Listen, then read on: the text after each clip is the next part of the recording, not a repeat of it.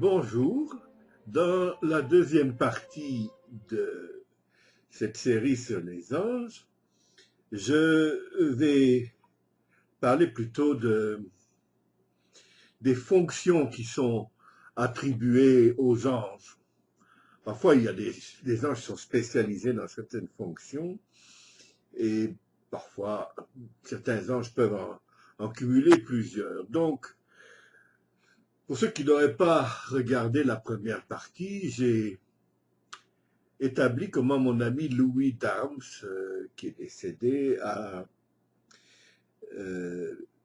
conçu cette théorie de l'interstance qui faisait se rencontrer les gens mus par des entités énergétiques que Louis Darms lui-même a assimilées aux anges et qui m'ont paru, ces interstances m'ont paru extrêmement intéressantes, à la fois dans mon travail et pour ma réflexion personnelle. Donc, c'est pourquoi j'ai écrit un livre qui s'intitule Les anges dans la communication. Alors, la première fonction des anges, qui est sans doute la plus connue, est celle d'être des annonciateurs. Le plus connu est évidemment la mission confiée à l'archange Gabriel, qui a annoncé à la Vierge Marie qu'elle allait être enceinte de Jésus. Et un de mes amis m'a demandé pourquoi l'archange Gabriel plutôt arrive toujours du côté jardin, donc à gauche de l'image quand on la regarde. Et je n'ai pas de réponse à cette question. Je n'ai jamais vu, c'est vrai, une situation inverse, mais c'est peut-être aussi le sens de la ligne du temps, je ne sais pas. Alors, donc, il y a cette fonction de héros, d'annonciateur de nouvelles. Certains parfois sont munis de trompettes, et même l'archange Gabriel, dans une symbolique que j'ai déjà évoquée dans ma série sur la licorne, est représenté comme le veneur qui a une corne, donc une sorte de trompette, et des chiens, et signale au chasseur où est le gibier. Or, le gibier, dans cette série, était la licorne qui perdait sa force et sa furie si elle trouvait sur son chemin une vierge. Alors, la situation est un peu la même, c'est-à-dire que on expliquait déjà à l'époque que si la licorne était furieuse, c'est qu'elle était furieuse de tous les péchés commis par les chrétiens et que c'est cette raison qui l'a poussé à s'incarner dans la Vierge, c'est-à-dire à se réfugier dans son giron et à être chassé comme un gibier, puisqu'aussi bien Jésus a été arrêté et cloué sur une croix. Et l'archange Gabriel est au fond celui qui a repéré le début de toute cette affaire, la vie de Jésus, et il est donc représenté alors comme avec une robe d'ange et des ailes, mais aussi avec l'attirail du veneur, avec les chiens et tout ça. Parfois, on attribue aux chiens, qui sont alors au nombre de quatre péchés particulièrement graves, dont je ne me souviens pas pour l'instant. Mais donc revenons aux anges. Ils ont aussi, il faut bien le reconnaître, une fonction décoratrice, qui n'est pas tombée en pamoison devant les anges sculptés du Bernin, qui décorent pas mal d'églises à Rome, et Saint-Pierre de Rome en particulier. Et j'ai fait des tas de photos d'anges du Bernet, mais pas à Saint-Pierre-de-Rome. Il y a, par exemple, un ange qui soutient un buffet d'orgue à Santa Maria del Popolo.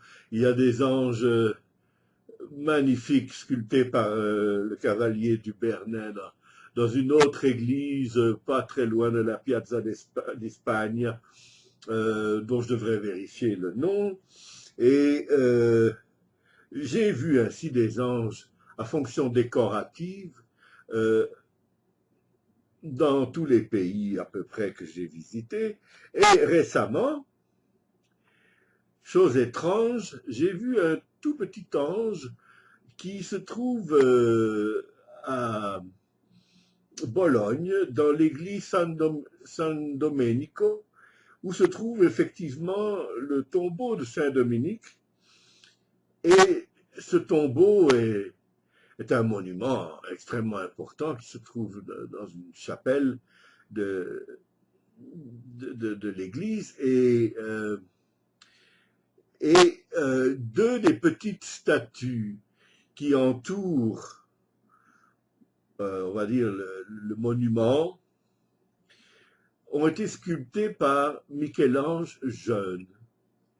Alors, une de ces statues représente San Petronio, qui est le père fondateur de la ville de Bologne, et alors un petit ange portant un candélabre, et qui est de la main aussi de Michel-Ange. Donc là, les anges ont une fonction ornementale, décorative, ils font partie du décor, et sur certaines toiles, on voit des petits anges représentés par des bébés joufflus qui sont en italien appelés des putti et qui aussi font des sortes de guirlandes humaines autour de voilà, de Jésus en pleine ascension, de Marie en pleine ascension vers le ciel, ou de cérémonies comme le couronnement de la Sainte Vierge au ciel, etc. Évidemment, une fonction importante des anges est celle de protéger les humains. Ne dit-on pas que tout humain a un ange gardien? Et il y a des représentations de l'ange gardien. J'en ai vu une notamment au musée de Ferrare. Et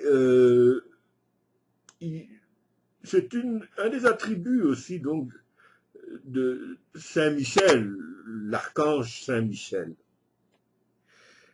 Je rappelle que l'archange Saint-Michel a des églises qui lui sont dédiées et que ces églises n'ont pas besoin d'être, comment dire,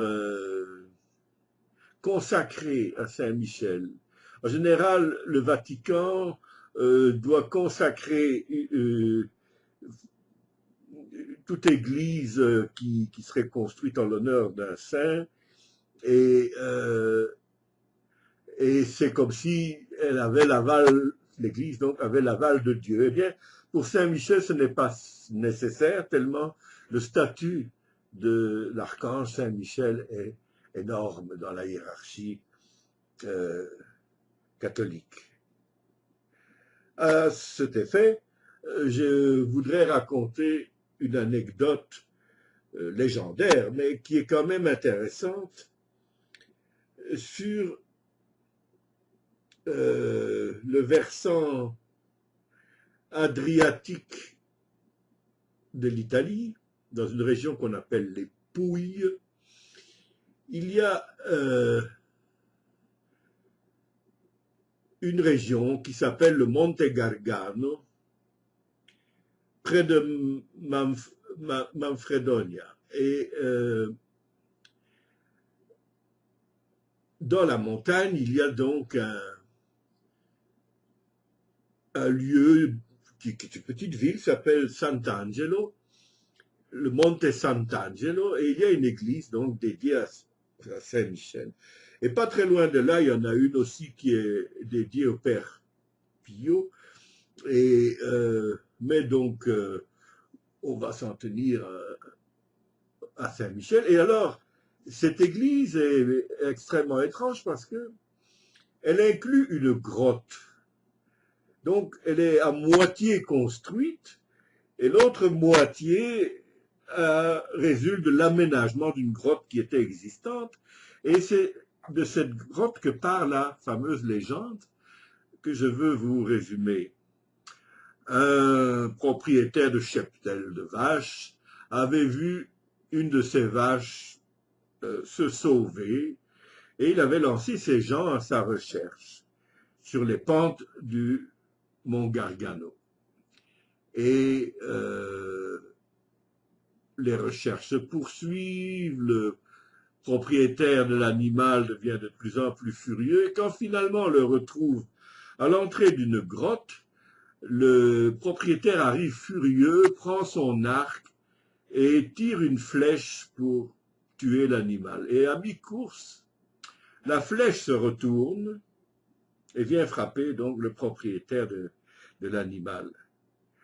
Alors, devant ce prodige, les gens sont allés voir l'évêque de Manfredonia et ils lui ont raconté cela. Et la nuit qui a suivi, l'évêque a fait un rêve où Dieu lui demandait, Dieu peut-être même déjà Saint-Michel, lui demandait d'élever une église à cet endroit. Et que toute cette histoire de la vache victime d'un tir à l'arc, mais qui se retourne contre l'auteur de ce tir, n'est-ce pas, semblait indiquer la volonté de l'archange de voir édifier une église à cet endroit. Et elle fut donc édifiée, et c'est celle que j'ai visitée. C'est assez curieux parce qu'on entre dans un édifice gothique, et tout d'un coup, on descend des marches, et nous voilà dans une grotte tout à fait mystérieuse. Et il y a donc une petite ville autour de cette église qui est très sympathique. Alors, ceci explique que Saint-Michel a un statut tout à fait important dans l'Église catholique, comme aussi le montre le mont Saint-Michel, que je n'ai malheureusement pas pu visiter parce que quand j'étais en Normandie, je souffrais d'une sciatique et j'ai reculé devant les 300 marches à grimper à pied parce qu'il n'y a toujours pas d'ascenseur au mont Saint-Michel, sauf un monte charge pour les fournitures, je crois. Mais donc c'est un personnage extrêmement important dans la religion catholique. Il est entre autres aussi le saint patron de la ville de Bruxelles, où je suis né. Je ne sais pourquoi, quand j'étais jeune et que j'avais commencé une carrière de chanteur aux côtés de Jacques Brel, j'avais pris comme pseudonyme Édouard Michel. Je ne savais pas que plus tard, j'aurais une sorte de proximité vis-à-vis de ce saint, qui a commencé par la vision d'une statue dans un restaurant de Bruxelles qui s'appelle le Cirio et qui est près de la Bourse.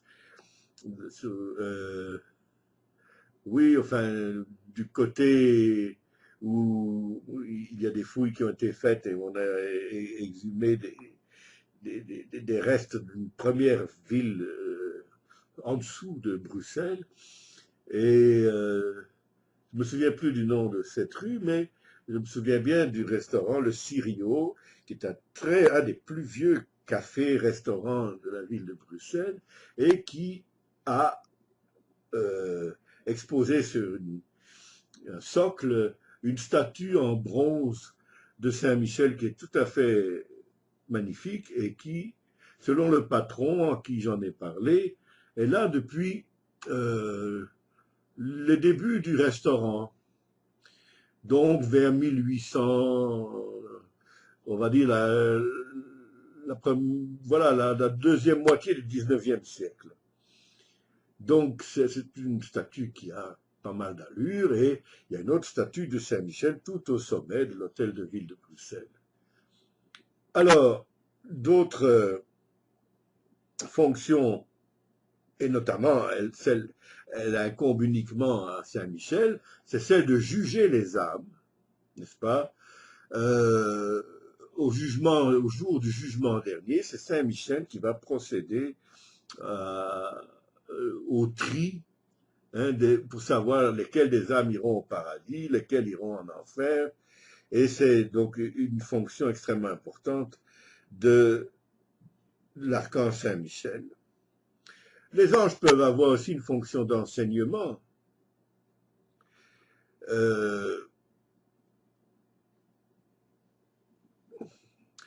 Moi, quand j'ai l'impression que les 2 fois où Saint-Michel s'est manifesté, comme je l'ai dit dans le premier entretien, il voulait m'apprendre quelque chose. Et les anges ont aussi comme fonction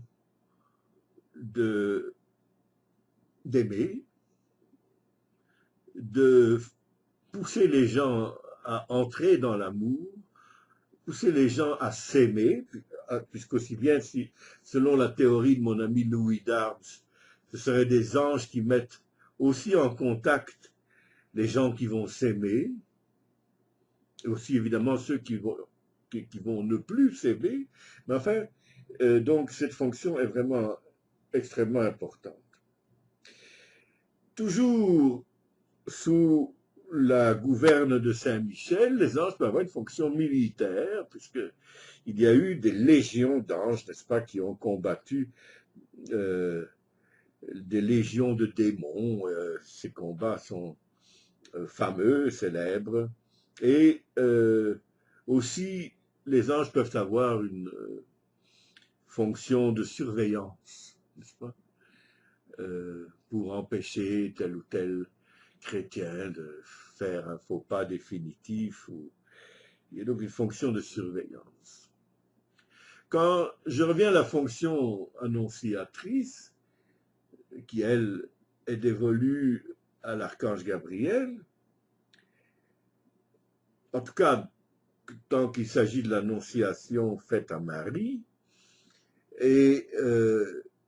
mais les anges peuvent aussi annoncer pas seulement la naissance, mais aussi la mort. Et je reviendrai là-dessus à propos d'un film, dans le 3e entretien, un film de Joseph Losey qui s'appelle Boom, B-O-O-M, point d'exclamation, un film avec Liz Taylor et Richard Burton, et qui a été un flop financier, qui a fait dire à Joseph Losey d'ailleurs qu'il était le seul réalisateur à avoir pu faire un flop financier avec Liz Taylor et Richard Burton. Mais ne croyez pas que c'est un mauvais film, au contraire c'est un chef-d'œuvre, et j'en reparlerai. En attendant, nous avons vu quelles étaient les fonctions des anges, et on peut s'en tenir là pour aujourd'hui. Je vous souhaite de rester à l'abri de tous les malheurs jusqu'à notre prochaine rencontre. Merci.